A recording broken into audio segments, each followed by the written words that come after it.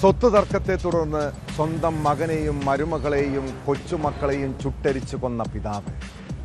ഒരു മനുഷ്യന് എങ്ങനെ ഇത്രയും ക്രൂരതകൾ കാട്ടാൻ കഴിയുമെന്ന് ചോദിച്ചവരും. ഇടുക്കി ചീനിക്കുഴി കൂട്ടക്കൊല കേരളത്തിൻ്റെ മനസാക്ഷിയെ മരവിപ്പിച്ച സംഭവമാണ്. 2022 മാർച്ച് 19 ചീനിക്കുഴി സ്വദേശി ഫൈസൽ മുഹമ്മദ്, ഭാര്യ ഷീബ, പെൺമക്കളായ മെഹറിൻ, അസ്ന എന്നിവരെ ഉറങ്ങിക്കിടക്കുമ്പോൾ പിതാവ് ഹമീദ് വീടിന് തീ കൊളുത്തി ചുട്ടരിച്ചു കൊന്നത്. കേസിൽ ശനിയാഴ്ച കോടതി വിധി പറയുകയാണ്. ഹമീദ് മാത്രമാണ് കേസിലെ ഏക പ്രതി.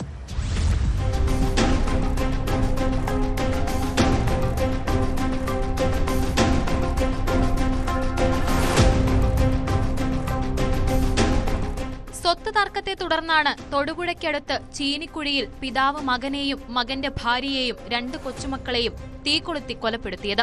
പ്രതിയായ പിതാവ് ഹമീദ് നടത്തിയ ആസൂത്രണവും ഹമീദിന്റെ അടങ്ങാത്ത പകയുമാണ് ഈ കേസിനെ വ്യത്യസ്തമാക്കുന്നത്. 2022 മാർച്ച് 19 ക്രൂര കൊലപാതകങ്ങൾ നടക്കുന്നത്. ഫൈസൽ മുഹമ്മദും ഭാര്യയും 16ഉം 11ഉം വയസ്സുള്ള 2 കുട്ടികളും ഉറക്കത്തിലായിരുന്നു. ഈ സമയം ഇവർക്കൊപ്പം താമസിച്ചിരുന്ന പിതാവ് ഹമീദ് മക്കൾ ഉറങ്ങിക്കിടന്നിരുന്ന മുറി പുറത്തുനിന്നും പൂട്ടി. ഇതിനുശേഷം ഇവരുടെ മുറിയിലേക്ക് തിരിയിട്ട് കത്തിച്ച പെട്രോൾ കുപ്പികൾ വലിച്ചെറിഞ്ഞു. വീടിന്റെ ഒരു വശത്തുള്ള മുറിയിലാണ് ഫൈസലും കുടുംബവും കിടന്നുറങ്ങിയിരുന്നത്. രാത്രി വീടിന് പുറത്തേക്കിറങ്ങിയ ഹമീദ് ആദ്യം ചെയ്തത് വൈദ്യുതി ബന്ധം വിച്ഛേദിക്കുകയായിരുന്നു. അതിനുശേഷം വീട്ടിലേക്കുള്ള കുടിവെള്ള ടാങ്കിലെ വെള്ളം പൂർണ്ണമായി തുറന്നുവിട്ടു. മോട്ടോറിലേക്കുള്ള വൈദ്യുതിയും പൈപ്പ് കണക്ഷനുകളും പൂർണ്ണമായി മുറിച്ചുമാറ്റി. തന്റെ ഇരകൾ ഒരിക്കലും രക്ഷപ്പെടരുതെന്ന് കരുതിയാണ് ഹമീദ് ഈ മുന്നൊരുക്കങ്ങളെല്ലാം നടത്തിയത്. മകനും കൊച്ചുമക്കളും അടങ്ങുന്ന കുടുംബം വെന്തുരുകുമ്പോൾ ഹമീദ് പുറത്തുനിന്ന് ഇവരുടെ മരണം ഉറപ്പിക്കുകയായിരുന്നു.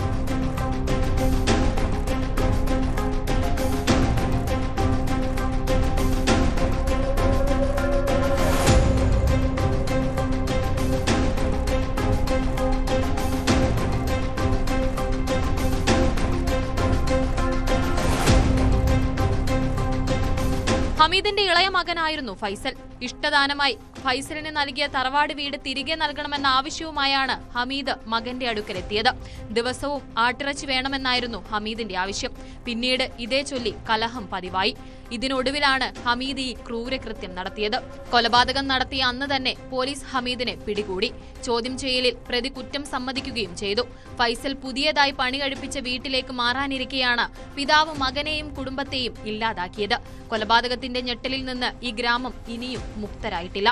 കോടതിയുടെ അന്തിമ വിധിക്കായി കാത്തിരിക്കുകയാണ് പ്രദേശവാസികൾ.